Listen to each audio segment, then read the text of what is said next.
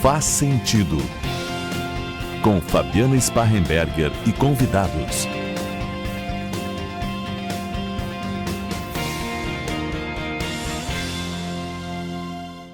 Olá, ouvintes da CDN, telespectadores da TV e do YouTube do Diário. Eu sou a jornalista Fabiana Sparrenberger e no programa de hoje o nosso foco está no sentido da vida.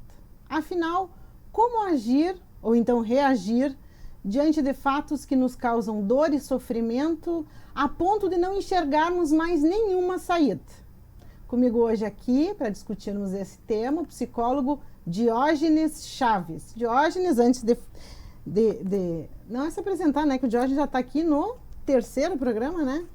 Terceiro programa. Terceiro. A gente vai mostrar o livro Fernando Barcelos na técnica, Luísa Neves na produção, o livro. Nós dois temos o livro, olha que bonito. E nós lemos o livro para trazer esse assunto para vocês aqui. Com certeza um assunto que vai nos tocar bastante, nos ensinar bastante, né, Diógenes?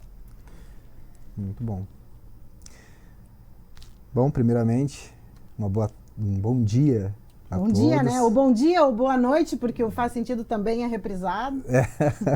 Pois é, então um bom dia a todos, né, que nos veem, que nos escutam, e agradeço a oportunidade de poder estar falando de um livro tão interessante, tão importante, tão valioso, principalmente pelo momento pelo qual a humanidade passa, né? E isso eu falo mais em especial aos nossos jovens, né, que passam por um conflito de vazio existencial, né? E a gente passa por este momento mais delicado. E como que a gente vem lidando com o nosso sofrimento, com as nossas angústias, com as nossas aflições. E este livro, ele traz um ensinamento muito grande, muito importante, que é buscar o sentido do sofrimento, o sentido do desconforto, das angústias, né? Porque a gente tem a ideia sempre que o sofrimento é algo que tem que ser repelido, né? Que ele traz uma sensação de que não está certo e que a gente não pode viver isso.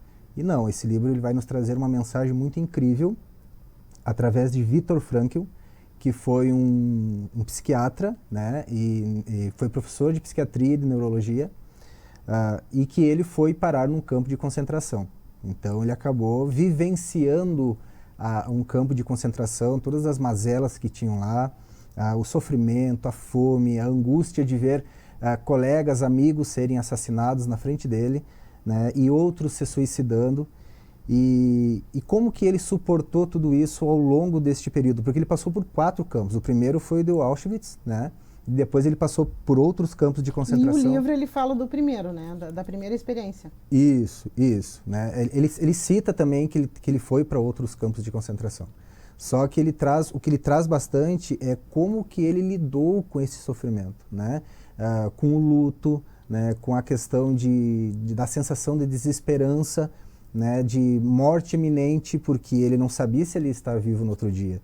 Então, como é para o ser humano, psicologicamente falando, a vivenciar uma experiência dessa, né? O sofrimento, a angústia, a sensação de finitude, né? Então, como que ele lidou com tudo isso e como que ele não se desesperou, como que ele não surtou, como que ele não pensou pelo suicídio, né? Então, neste livro, ele conta a história, né, os momentos pelos quais ele passou lá e qual a mensagem que ele trouxe deste momento e que ele levou para a humanidade através do livro e através de uma abordagem da psicologia que ele mesmo criou, que é a logoterapia, que nós vamos falar depois.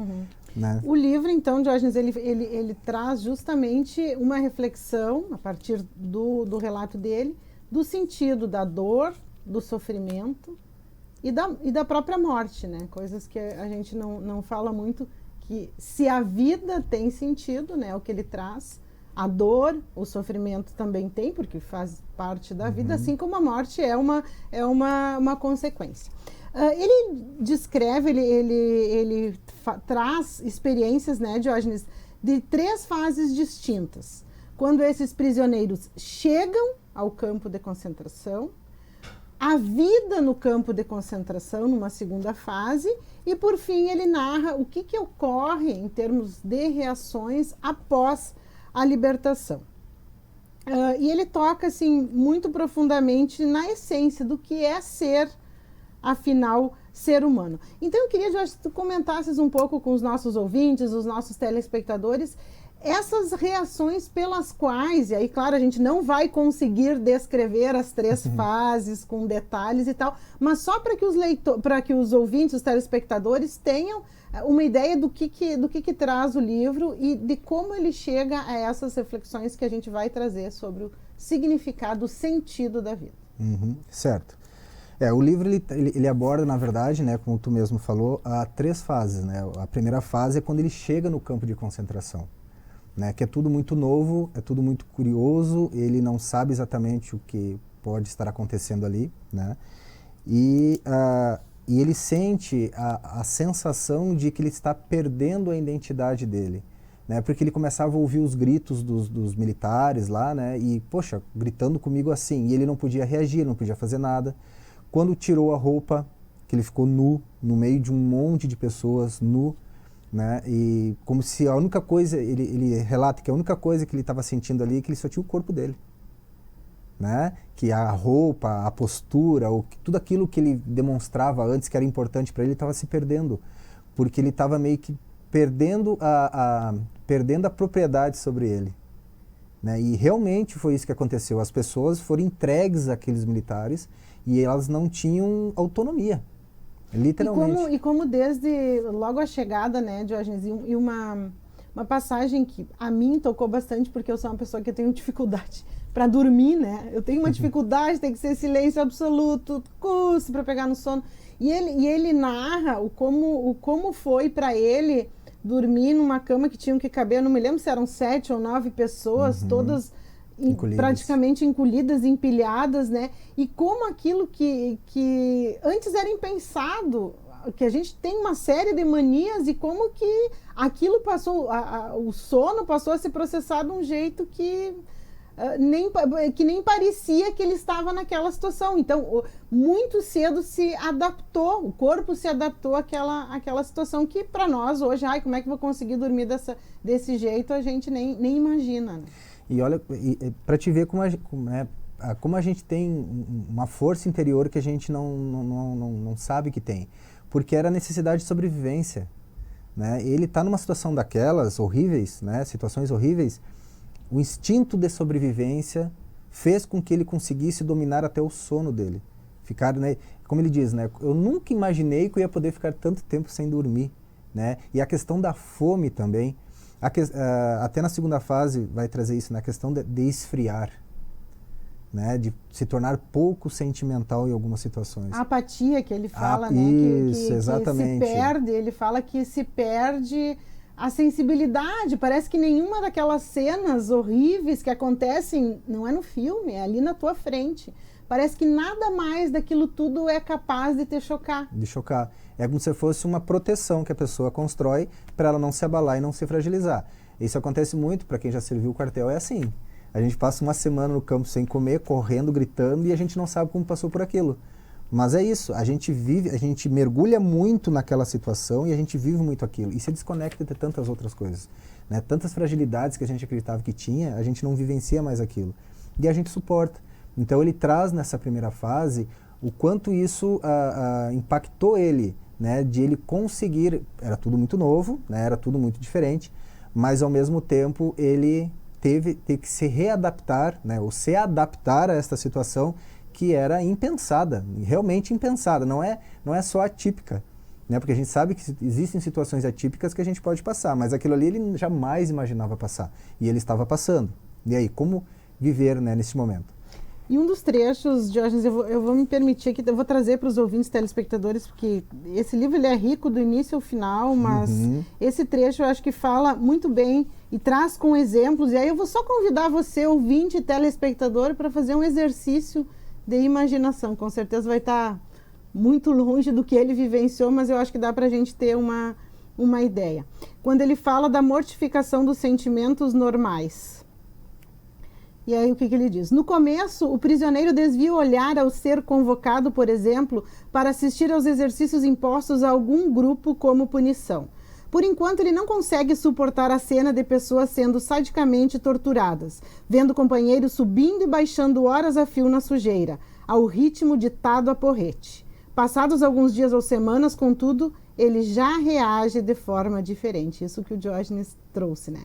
De manhã cedo, ainda no escuro, está com o grupo de trabalho pronto para sair marchando numa das ruas do campo, frente ao portão de entrada. Ouve gritos, olha e observa como um companheiro seu é esmurrado até cair no chão. E isso várias vezes. É levantado e sempre de novo derrubado a socos. Por quê?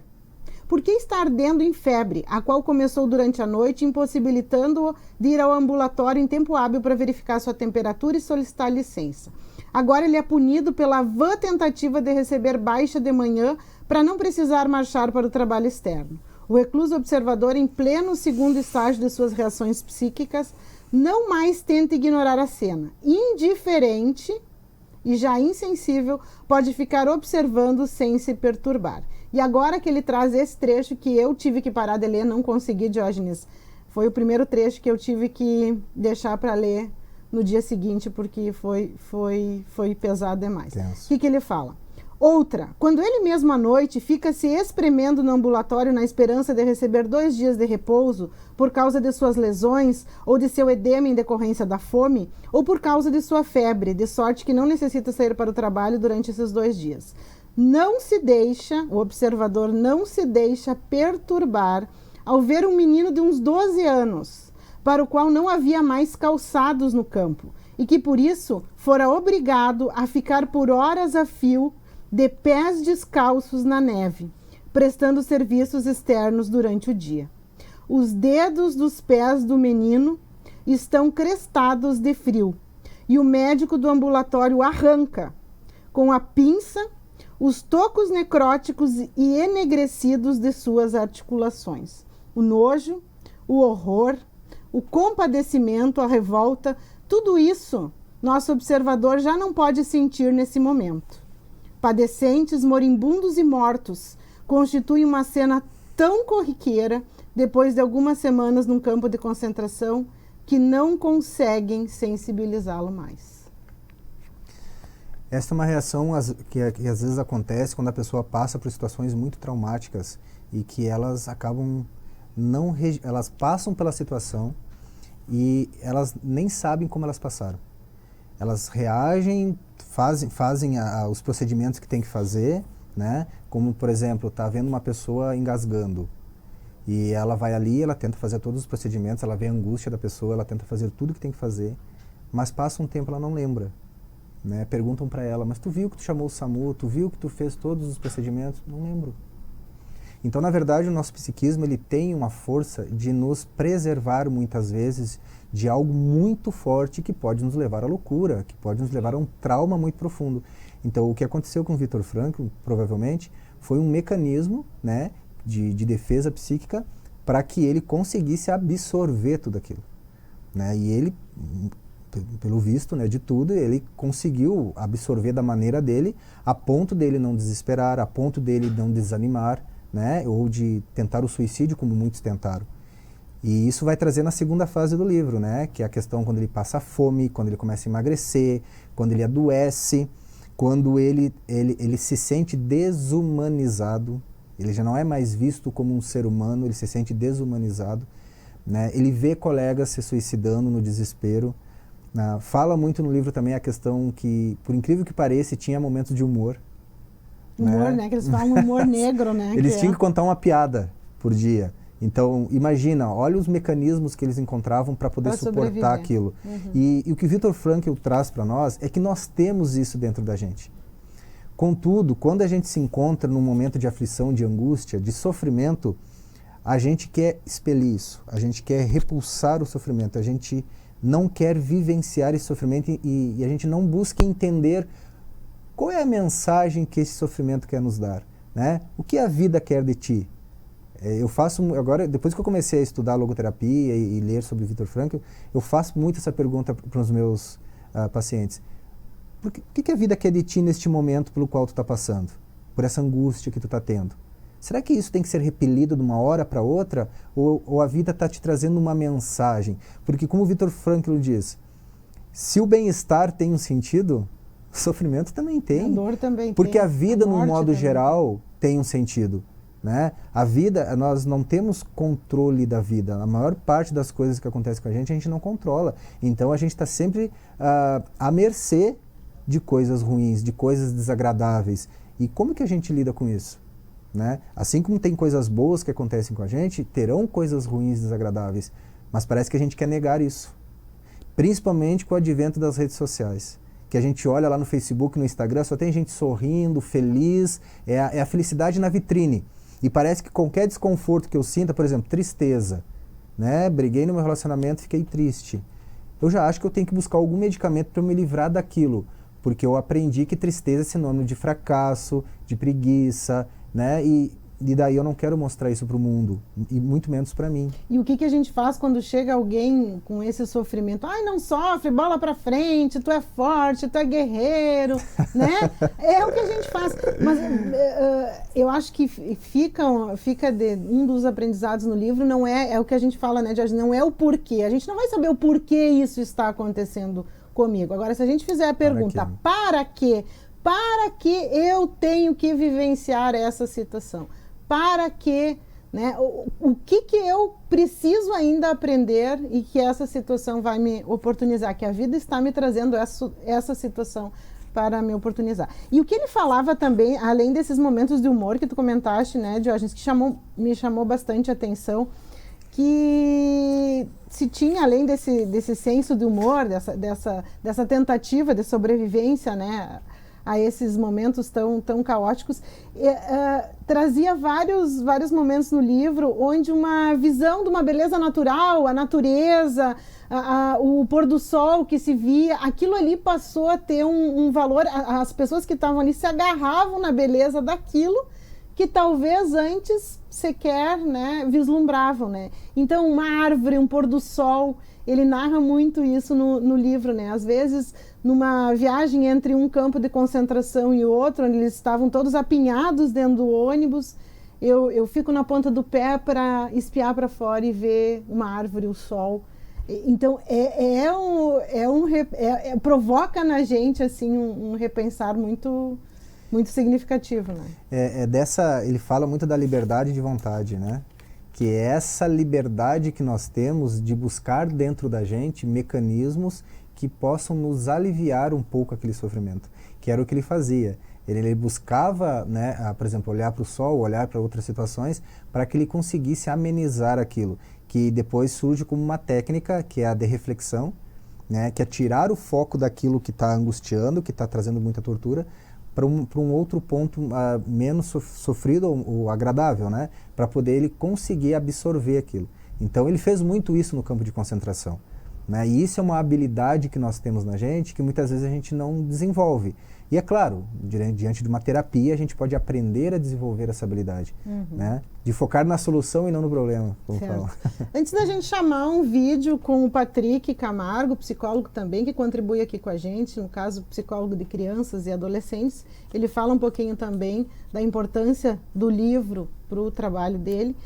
Eu acho que o resumo, e isso é do próprio Victor, que eu acho que acaba resumindo essa nossa conversa aqui no primeiro bloco, só para ficar de fechamento aqui, daí a gente vai direto para o vídeo, Fernando Barcelos, e daí para o intervalo direto. Só fechando, então, com essa reflexão. A vida é sofrimento. E sobreviver é encontrar significado na dor.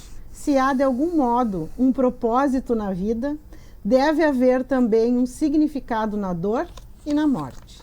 Mas pessoa alguma é capaz de dizer o que é este propósito.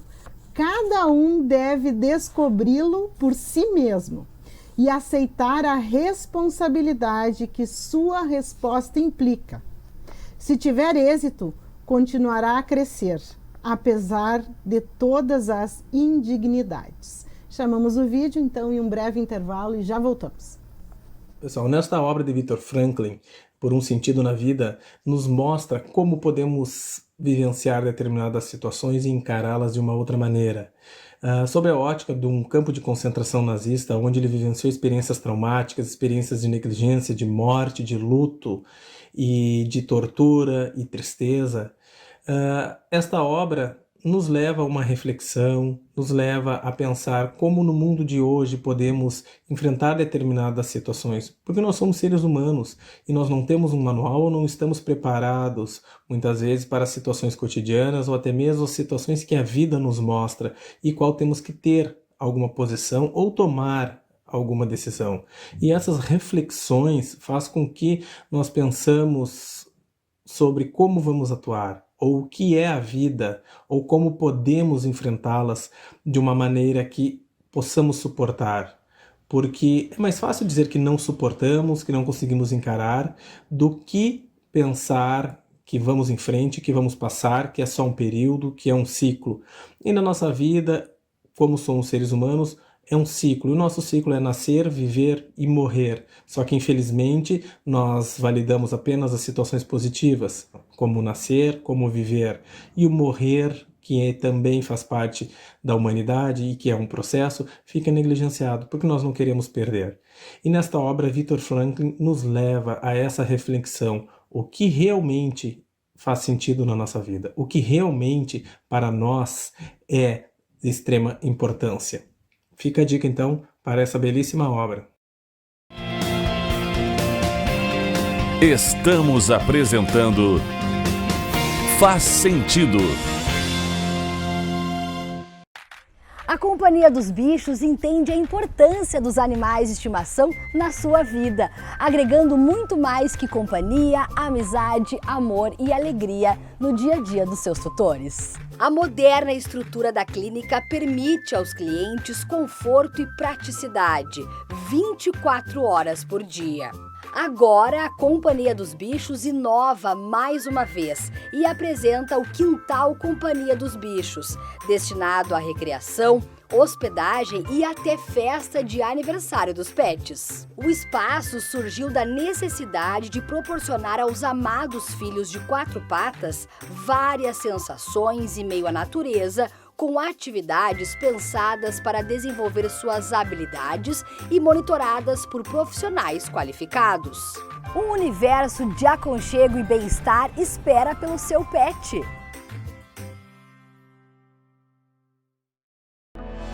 A Prefeitura de Santa Maria está trabalhando para tornar a nossa cidade um ambiente cada vez mais atrativo para quem quer empreender. Somos destaque no Índice de Cidades Empreendedoras do Governo Federal, graças a ações efetivas como a Lei da Liberdade Econômica, a Secretaria de Licenciamento e Desburocratização e o Programa Juro Zero. Isso é cuidar de quem gera emprego. Prefeitura de Santa Maria, a cidade cuidando das pessoas. O programa Meu Pet é Pop vai ao ar todos os sábados, comigo, Diogo Brondani, e com Maria Fernanda Matos. O programa que abre espaço para os bichinhos de estimação é a partir das 3 horas da tarde, na TV Diário e Rádio CDN. Você não pode perder. De que lado você está? Dos vencedores ou dos perdedores? Mas quem disse que devemos estar em um desses lados? Chegou a hora de derrubar essa lógica e enxergar mais as pessoas por trás dos números. Aqui, trabalhamos para que todo mundo prospere e vença. Unicred, é assim que vamos transformar o futuro. Sou mãe e médica. E por isso sei que a saúde do meu filho é prioridade. Pensando nisso, a Unimed lança o Uniped, o cartão exclusivo para emergências pediátricas. Da sua casa, você faz uma videoconsulta com um pediatra ou é atendido aqui, no novo pronto atendimento da Unimed. Com o Uniped, seu filho tem acesso a consultas, exames, procedimentos e serviços no Hospital Unimed com valores diferenciados. Baixe o app do Hospital Unimed Santa Maria e conheça o Uniped.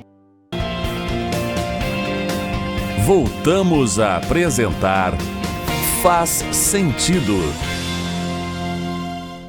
E o Faz Sentido de hoje, então, traz reflexões sobre o sentido, sobre o significado da vida, baseado nesse livro.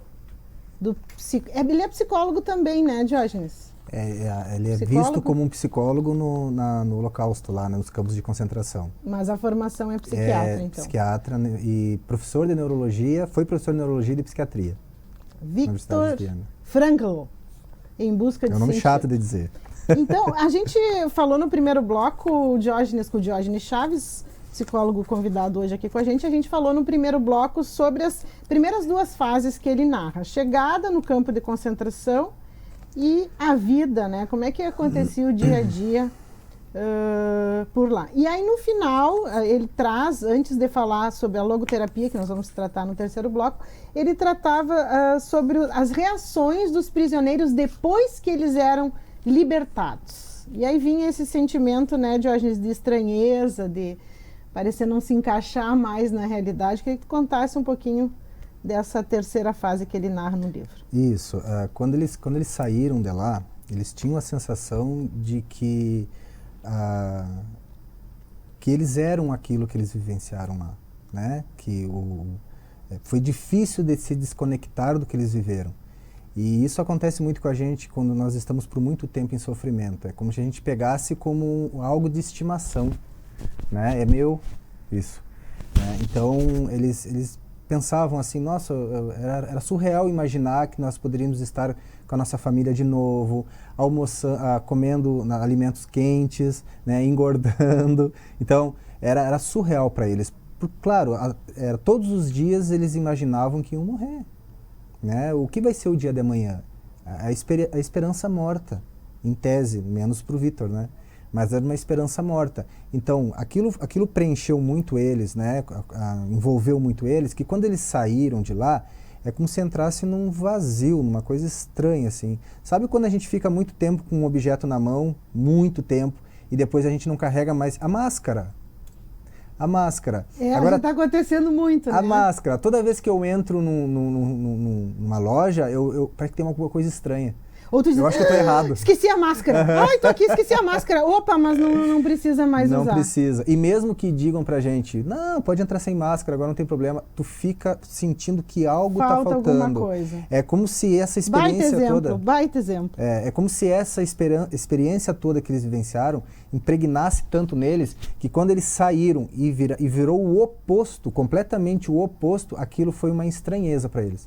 Né? É como uma pessoa ela quer sair de uma angústia e ela viveu muito tempo nessa angústia. Quando a angústia alivia e as coisas começam a clarear, não tem como não estranhar, porque eu vamos dizer assim, eu acostumei com aquele ambiente, com os gritos, né, com toda a rigidez, com toda a disciplina pela qual eles foram submetidos, e lá fora não teve mais isso da forma que era, né? Então estranha, a mente estranha aquilo. E eles demoraram para se readaptar, para se encontrar. É um choque quando entra e um choque quando sai. Um choque quando entra para se adaptar a tudo aquilo, e depois uma readaptação quando eles saíram dos campos de concentração, né?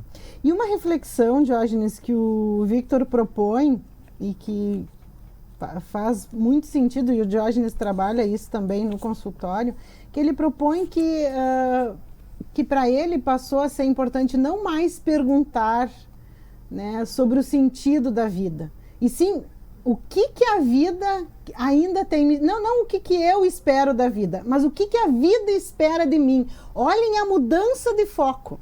Raciocínio. A mudança do raciocínio. Não mais o que eu espero da vida, mas o que a vida espera de mim. E eu trouxe só um trechinho aqui para exemplificar isso, Diógenes. Precisamos aprender a ensinar as pessoas em desespero que, a rigor, nunca e jamais importa o que nós ainda temos a esperar da vida, mas sim exclusivamente o que a vida espera de nós. Não perguntamos mais pelo sentido da vida, mas questionamos a nós mesmos, como aqueles aos quais a vida dirige perguntas diariamente e a cada hora.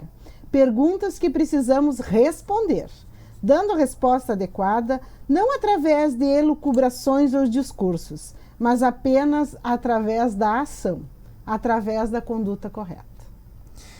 E te ouvindo e lendo o livro, eu fiz uma reflexão que eu quero trazer aqui, que a gente costuma olhar para as nossas angústias, para as situações que nos desafiam na vida, como problemas.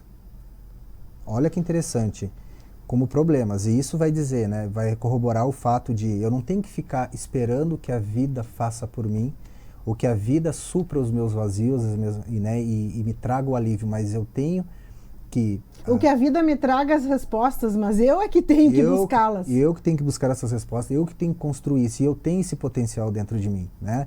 Então a gente fica como espectador da vida, né? Tipo, tô aqui, o que a vida me trouxer, eu tô, né? Não. Me parece, Diógenes, que também esse exercício é muito um exercício contra o nosso orgulho, o nosso egoísmo. Quer dizer, tira o foco da tua pessoa, tô eu aqui esperando o que a vida vem me trazer, mas eu tendo que ir buscar. Claro. Né? É uma mudança de sentido. Verdade. E esse fato das pessoas enxergarem as situações complicadas na vida delas como um problema, isso dificulta muito mais a resolução deste problema. Na verdade, a vida ela nunca vai nos dar problema algum. A vida ela não nos dá problema algum. A vida nos dá desafios, que é diferente de problema. Porque se eu digo que a vida me dá problema, ela está querendo ferrar comigo. É injusta? Né? É injusta, ela quer ferrar comigo. Então, na verdade, quando eu passo a enxergar as situações desconfortáveis na minha vida como um desafio, aí eu estou conseguindo olhar para a vida e dizer, ela está querendo alguma coisa de mim com isso. Ela está querendo que eu desenvolva alguma coisa em mim. Minhas virtudes, os valores, provocar reflexão, né, desenvolver potencialidades. Então, olha só a vida me provocando. Ela não está querendo me destruir com o problema. Ela está querendo que eu, bem pelo contrário, que eu me construa ainda mais com os desafios. Então, quando eu olho para situações complicadas na minha vida como um desafio, eu me proponho, eu me responsabilizo. Agora, se eu vejo como um problema, aí eu começo a me culpar por eu ser fraco, por eu não ter força, e eu começo a me autopunir. Então, olha a diferença do foco. Tu falou foco. Eu me vitimizo, né? Se eu tenho um problema, eu me vitimizo. Se eu tenho um desafio, eu sou convidada, eu preciso resolver. Claro, é um convite da vida. É um convite da vida. Ou uma convocação, muitas vezes. Eu não tenho alternativa. Ou eu vou. Mas se eu tenho problema, eu posso me acomodar. Posso dizer que eu tenho problema, que é injusto, porque eu de novo, né? Agora, o desafio é para ser resolvido. É uma oportunidade de crescimento que está ali, ou por convite ou por convocação, mas que está ali. E o grande ensinamento deste livro, e né, da mensagem de Vitor, é justamente isso. Por exemplo, quando alguém chega no consultório trazendo um certo sofrimento, a primeira coisa é desmistificar essa percepção que a pessoa tem que o sofrimento é algo que tem que ser extirpado. E que ela pode sim refletir e pensar sobre aquele sofrimento. E olhar para aquele sofrimento como uma provocação da vida. Como um desafio da vida, e não como um castigo. Então, a partir daí, a pessoa ela já começa a criar um potencial e ver um sentido no sofrimento. Né? É essa mensagem que Vitor traz. Tu precisa ver um sentido naquilo, porque é Deus jogando dados. Né? Daí ele, São Pedro lá, vamos ver, vamos escolher o Diógenes, escolher a Fabiana. Eu acho que vai o Vitor para o campo de concentração. Acho que é esse ou aquele. Não. Tem mais o que fazer, né, minha gente? Se o bem-estar traz um sentido, o mal-estar também. Então a gente só precisa entender isso. Né? E eu acho que essa virada de chave, né, que as pessoas muitas vezes precisam diante dos obstáculos que ela tem na vida. Todos nós precisamos, né?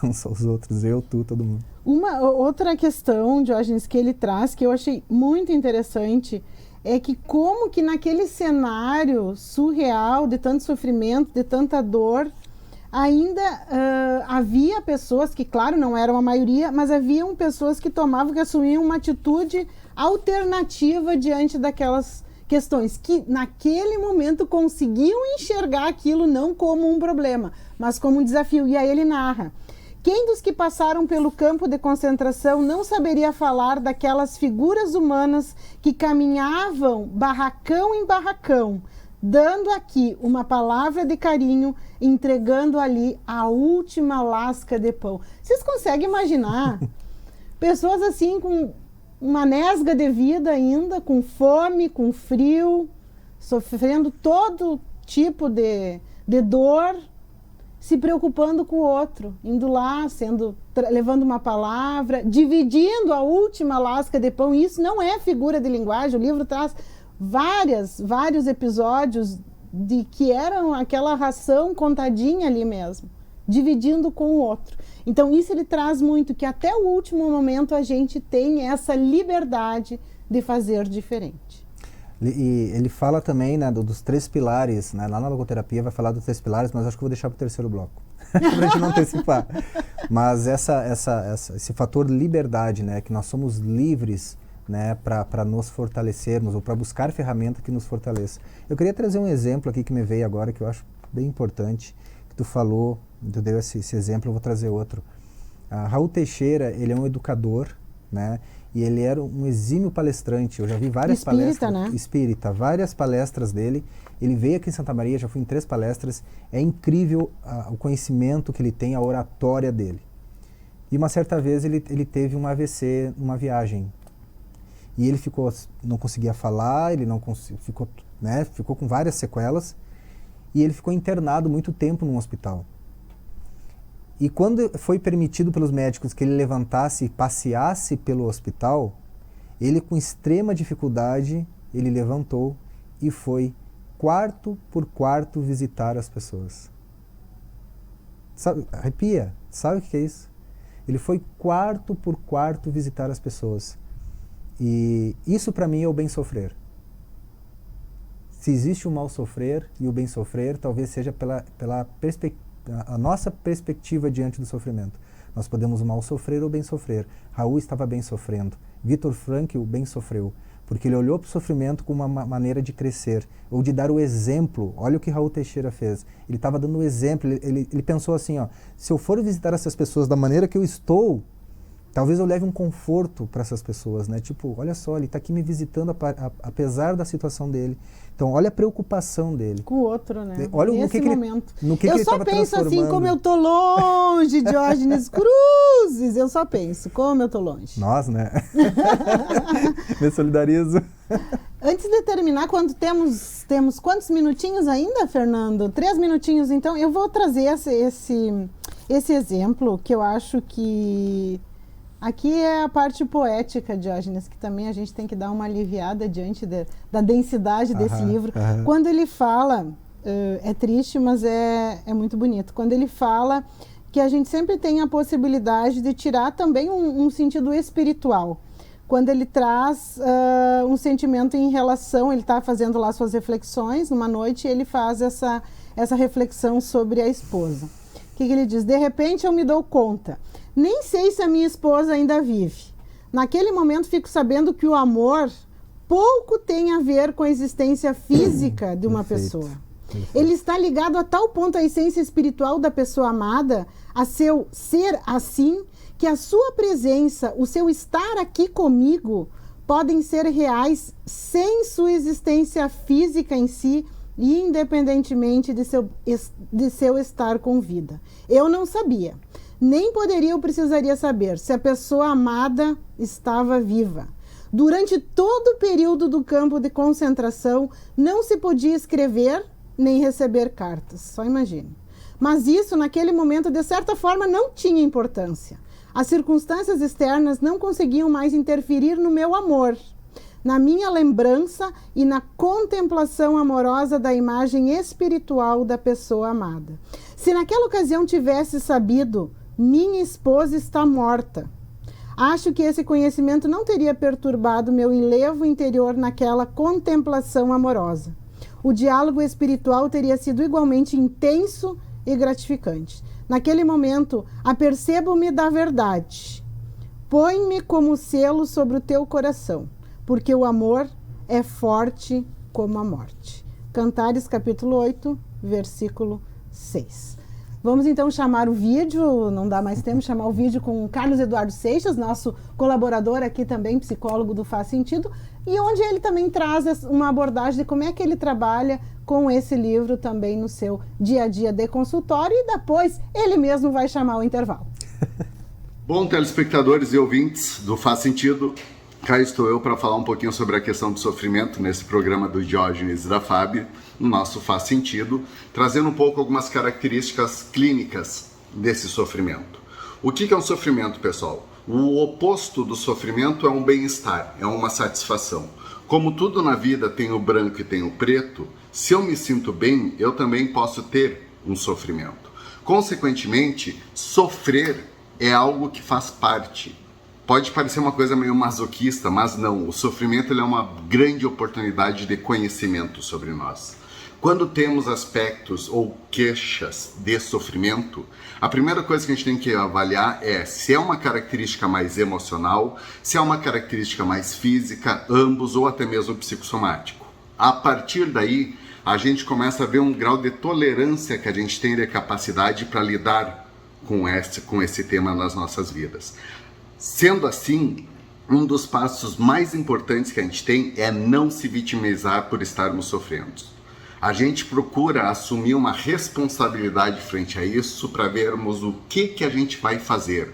Por que eu estou sofrendo? Para quem que eu estou sofrendo? Se vale a pena ou não? Que tipo de escolhas eu posso fazer? Como processar esse sofrimento? Que sentido que eu posso dar para a minha vida? O que está me faltando? Eu preciso me afastar disso? Não, eu preciso enfrentar? Como é que a gente vai lidar com essa questão? A grande característica aqui é a gente conseguir fazer o processamento desse momento de sofrimento. Todo sentimento na vida é temporário. A gente passa a vida vivendo fases e todo sofrimento ele passa. Por isso que o importante é a gente absorver coisas que são produtivas para ver como é que eu posso incrementar essas informações que estão me faltando ou que estão me prejudicando na minha vida, para ver como é que eu vou acolher elas ou como eu vou lidar para eu não ter mais contato com isso frente a problemas que eu posso enfrentar e, consequentemente, fazer um novo aprendizado para levar cada vez mais uma vida em busca dos meus sentidos de algo que vai me fazer bem. Ou seja, procurar sentir os nossos sentimentos é fundamental, sejam eles confortáveis ou desconfortáveis, porque os sentimentos fazem contatos com os nossos valores.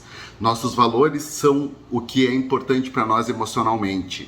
E sem sentimento e sem emoção, uma vida não faz sentido. E é isso que faz a gente ter a percepção cada vez mais forte que está valendo a pena eu viver a vida que eu estou tendo. Beleza? Um abraço para todos. Segue o programa. Estamos apresentando Faz Sentido.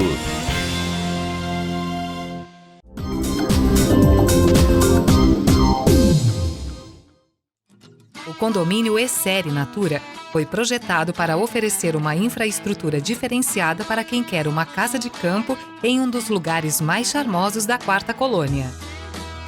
Idealizado pela construtora Icosaedro, o residencial que fica no Recanto Maestro terá cocheiras compartilhadas, horta, pomares, piscina natural com água cristalina e peixes, lago de pesca, quadras esportivas, área de camping em meio à mata nativa, riacho, academia, pista de caminhada, ciclovia, anfiteatro ao ar livre, heliporto e muito mais.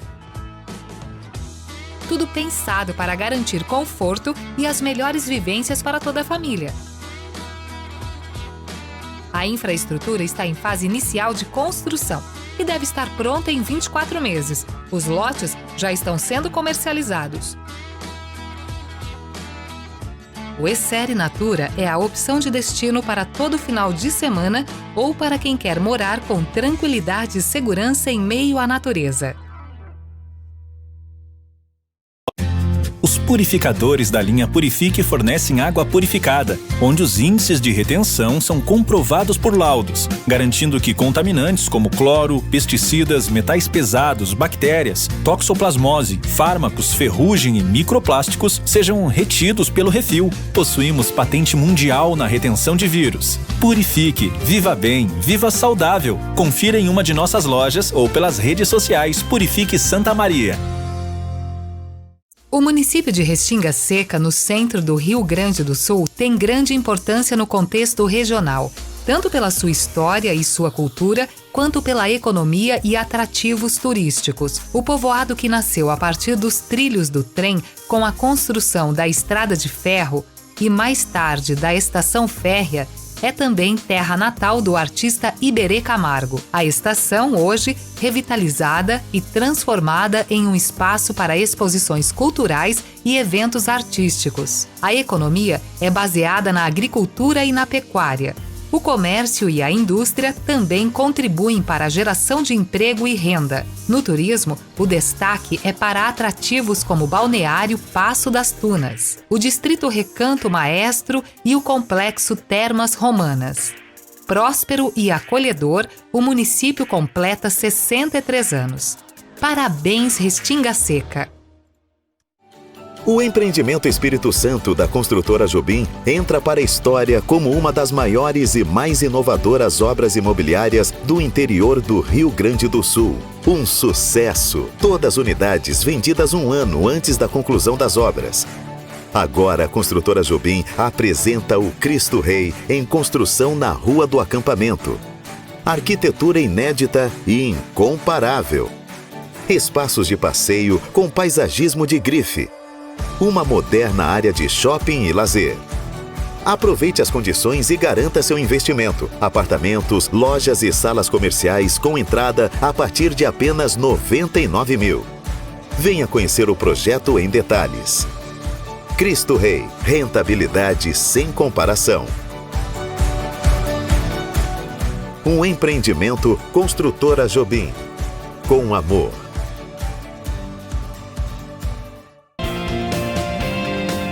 Voltamos a apresentar Faz Sentido.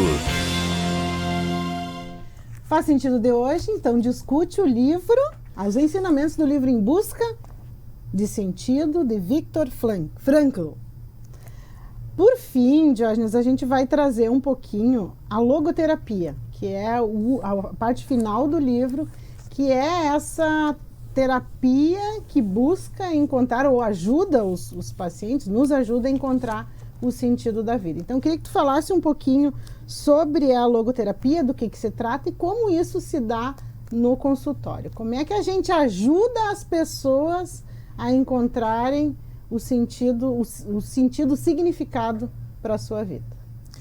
Certo. A logoterapia foi uma abordagem criada então por Viktor Frankl a partir de toda essa experiência que ele teve lá nos campos de concentração. E a logoterapia ela foi vista como uma terceira escola, né, de psicoterapia, né, sendo a primeira a de Freud, que Freud dizia que nós nos movimentávamos, né, pelo princípio do prazer, pelo prazer.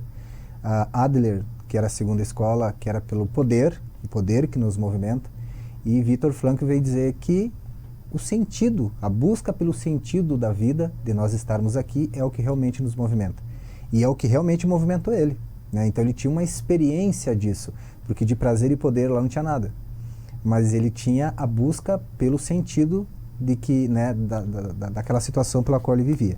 Então ele criou essa abordagem, né, terapêutica, que é uma abordagem aberta, vamos dizer assim, porque ele fez questão de que ela fosse aberta para ela ser aprimorada ao longo do tempo e utilizada por outras abordagens, né? Então, eu sou da cognitiva comportamental e eu utilizo a logoterapia em alguns momentos na clínica, que é realmente fazendo aquela pergunta clássica dele, né? O que a vida está querendo de ti com este momento? Ou seja, fazer com que a pessoa busque um sentido para aquela angústia que ela está trazendo ali na sessão. Então, a logoterapia, ela traz algumas técnicas também, bem importantes assim a serem trabalhadas, né? Tem a de reflexão, que é aquele fato da pessoa desfocar o pensamento, que era o que Viktor fez muitas vezes diante daquela angústia toda, né? Que era olhar para outras coisas que aliviasse um pouco aquela angústia. Uma espécie de fuga, no caso, para conseguir sobreviver, para conseguir dar conta de todo aquele sofrimento. Isso. Então, assim, ó, ele tinha muitas técnicas que ele usava lá e que depois ele foi aprimorando e criou ferramentas para serem utilizadas em psicoterapia. Então, ele trazia outras formas de ferramentas, como a intenção paradoxal, que eu até uso no meu trabalho, isso, na rua, que tu tá diante de algo que está te amedrontando, né? Tu meio que quer fugir daquilo. O que tu tem que fazer? Tu tem que ir para aquilo. Tu tem que vivenciar aquilo. Tô lá na sinaleira, estão buzinando para mim. O que eu quero fazer? Eu quero sumir daqui. Não, tu tem que ficar aqui. Tu tem que vivenciar isso e não fugir disso a todo momento, né? Então era o que ele fazia, por exemplo... Eu no carro, na subida da Fernando Ferrari, as primeiras vezes que eu queria desaparecer da face da terra, agora eu escolho a Fernando Ferrari toda vez de hoje, para ir pro centro só para mim. Eu digo, viu como eu consegui? Viu? Então, assim, ó, é incrível como ele traz essas técnicas e que a gente pode usar no dia a dia, né? No dia a dia e também em terapia e com outras abordagens, né? Então, ele usou essa abordagem para implementar mais o repertório, né, das psicoterapias, né? Ele trouxe aqui no livro ainda, Diógenes, que justamente essa terapia é na busca, na vontade das pessoas encontrarem o sentido. E ele traz uma pesquisa que eu achei bem interessante, que fundamenta também essa importância de buscar o sentido como terapia. Anos atrás realizou-se na França uma pesquisa de opinião pública. Os resultados mostraram que 89% das pessoas consultadas admitiram que o indivíduo precisa de algo, entre aspas, em função do qual viver. E 61% admitiram haver algo ou alguém em suas próprias vidas pelo qual estariam até prontas a morrer.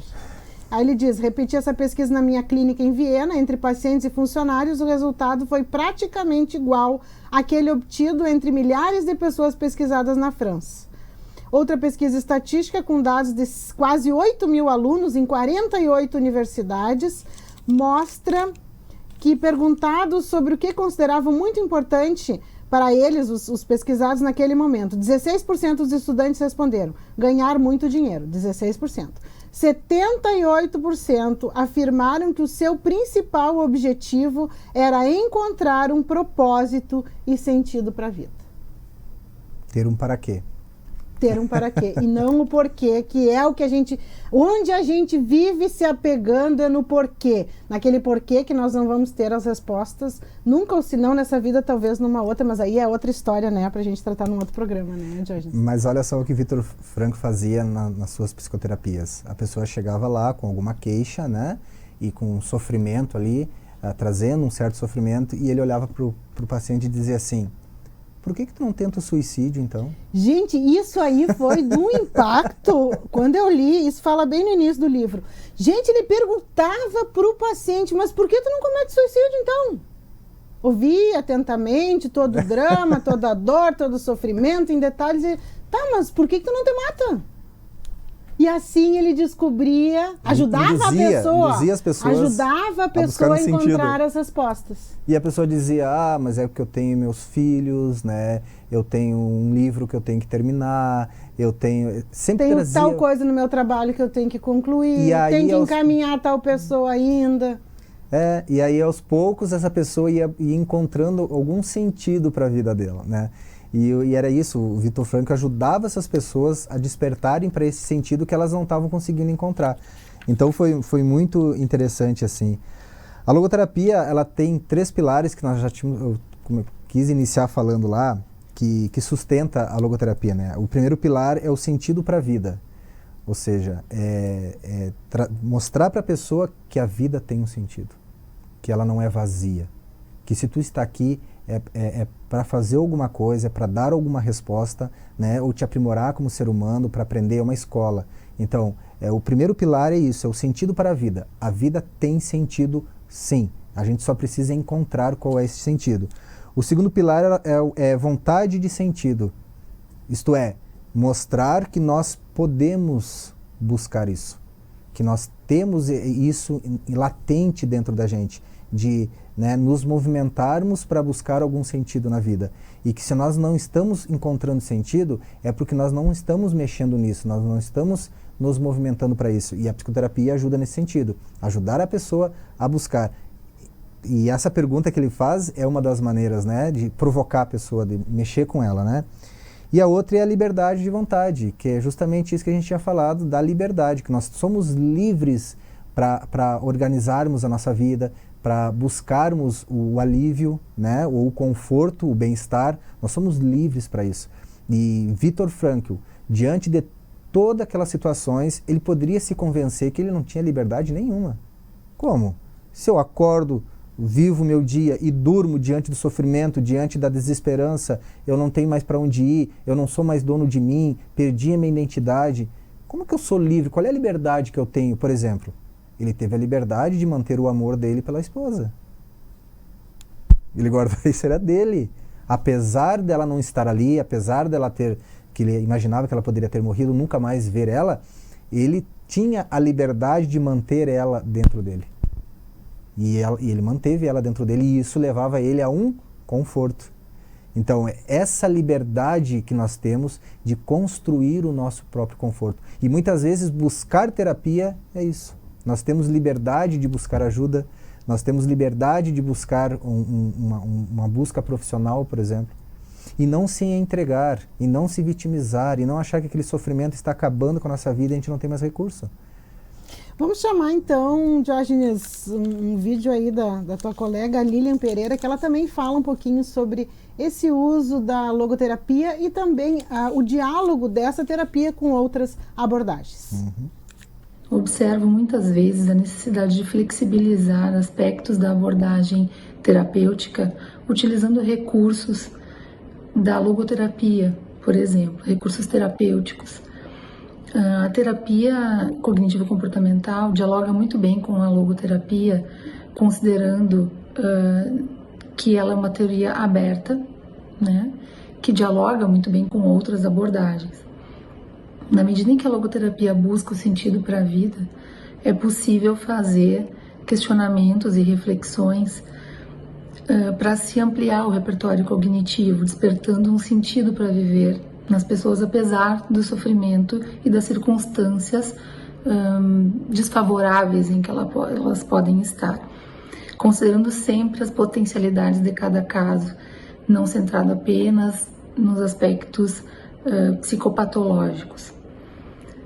Isso é possível na psicoterapia e é possível em outras práticas, né, como no meu caso, tanto na psicoterapia de adultos e idosos, na psicologia da saúde hospitalar, na neuropsicologia, tanto em avaliação quanto em reabilitação neuropsicológica. Para finalizar então, Diógenes, quem, assim como nós dois estamos permanentemente, né, buscando sentido para a vida, refletindo, mas mais do que isso, pensando em ações que possamos colocar em prática para justamente entender aquilo que a vida, os convites e as convocações que a vida está nos fazendo.